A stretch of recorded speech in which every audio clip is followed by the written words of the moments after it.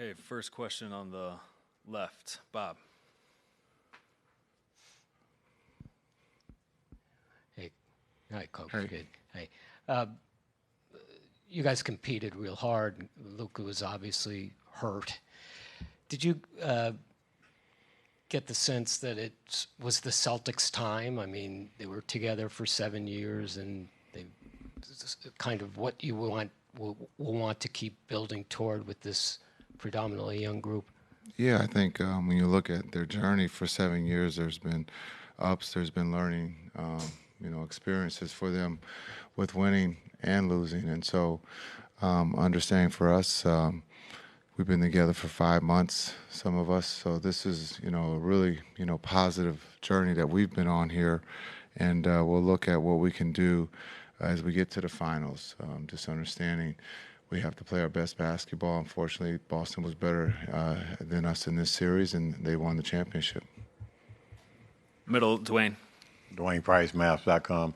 Jason, was there anything in particular that the Celtics did on the defensive end to slow down your offense? Yeah, we had some great looks there that just didn't go down for us. Kai has a layup that rims in and out. PJ had great looks, just wasn't our night, offensively. Tim.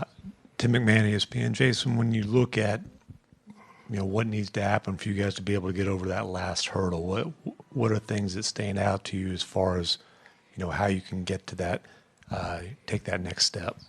Well, I think the first step was just to be in it. I think that's a big thing. A lot of us, when I say a lot of us, excluding the people in the locker room, didn't have us here. And so to be able to start the playoffs in L.A., to start the playoffs in Oklahoma, to start the playoffs in Minnesota, to understand that that's not easy to do. And I thought the group did a great job.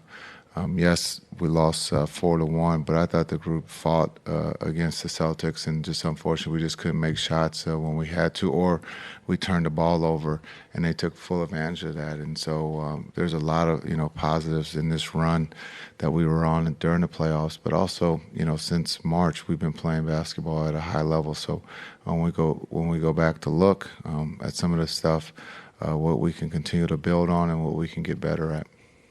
First row on the right, Brad. Brad Townsend, Dallas Morning News. Speaking of building, you've talked about building a culture here in 3 years, conference finals, NBA finals.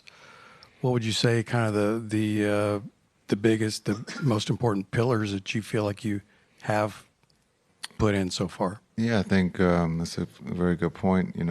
First year we lose to Golden State, who becomes the world champs.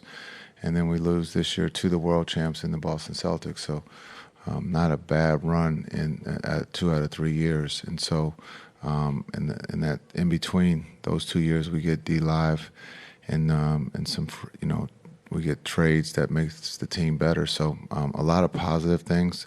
We're a young team. And so this isn't a team when you look at, do we have to replace some of the older players? It's, we have a core, a young core at that. And so this is an exciting time to be a Mavs fan and to also be a coach for the Mavs. Second row, Tim. Tim Cato, The Athletic. Jason, obviously Luka dealt with a lot of injuries throughout this postseason run. What can he learn from this? Well, he's one of the best players in the world, and so I think the biggest thing for him is that we all, would like to be healthy, but there's going to be bumps and bruises along the way, and so for him at the age of 25 to get to the finals, to be playing his basketball at the level that he's playing is now is just being consistent, and I think we all would say he led the league in scoring. And so it also is one. So now it's just a matter of being consistent and, again, always being in the talk for MVP, because when you have one of the best players in the world, you should be always fighting for a championship. Last row, Howard. Howard Beck from The Ringer. Jason Beck here. Yeah. You touched on a couple of these things, but obviously you're a pretty young team and built around a 25-year-old star. You've got guys who just arrived, as you mentioned, a few months ago. At a time like this, I know hard to look forward, but is the next step in growth, is it just youth maturing? Is it just all these guys having more time together? Are there specific things that just maybe need to be added? Like what's the next evolution of this team, or is it some of it just evolution within? Yeah, I think it's just time. Being able to go through it, to get to know each other a little bit better on the court and off the court. And so I think it's the more time that these guys are around each other, the better they're going to be next year. Again, 5 months without a training camp. This season started in Abu Dhabi, and it's been going on for a long time. So for this group to spend time together, to fail, and to understand what it feels like to fail, and also to see what failure is, and then how do we get better and learn from that. And that's, I think I've got a great group of young men who will be hungry this summer and will come back ready to play at a high level. Last question, Eddie, third row on the That's right. Eddie, SethGomez.com. I think it was 19-18 there, and you guys had played well up to that point and got the early deficit down.